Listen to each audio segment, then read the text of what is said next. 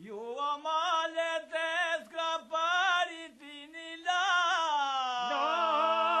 Unë jam Floriana, jam pjesë të grupit rinor lider të skraparit. Me anë të kësaj video, duham të tregojmë se çfarë mund të shikoni në skrapar dhe çfarë mund të shijoni në skrapar.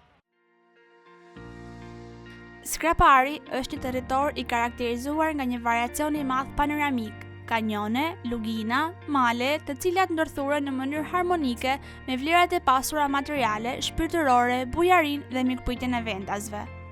Ai i ofron vizitorit historinë e tij të lashtë, ku mes tyre spikat mali i Tomorit, i cili është dhe park kombëtar natyror që njihet për një nga pelegrinazhet më të mëdha në botë, me mijëra besimtarë që shtohen çdo vit. Në skrapar spikat magjia dhe madhështia e kanjonave të Osumit, të cilët mendohet se janë formuar 2 deri në 3 milion vjet më parë nga erozioni i ujit. Kur udhëton në brendësitë e kanjonave, mahnitesh nga bukuria që krijohen nga reflektimi i copëzave të qiellit, mureve vertikale dhe bimësisë në pelëzit e shumt, që të zhysin në një botë ireale, me ndjesi të bukura nga të cilat nuk e dëshirë të mbarojnë. Në muret vertikale ka mjaft zgarra të formuara nga portreset e karstit.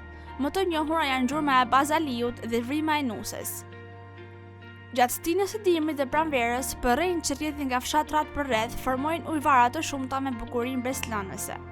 Duke vazhduar udhëtimin drejt luginës së lumit Osum, gjendet shpella e Pirogoshit, e cila është dhe shpella më e madhe e Shqipërisë, ku gjenden forma të shumta karstike. Gjithashtu, ka vende të përshtatshme për plazh, siç është dhe Varishta. Kanjonet e Osumit janë të famshme për sportet ujore të rafting.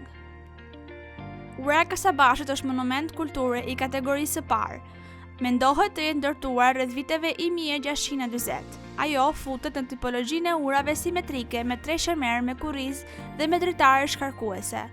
Nëpër këtë monument kalonte rruga e karvanëve Berat, Skrapar, Korç, duke shndërruar në një rrugë shumë të rëndësishme për këto krahina, pasi shërbente si një aks për lëvizjen e njerëzve dhe mallrave.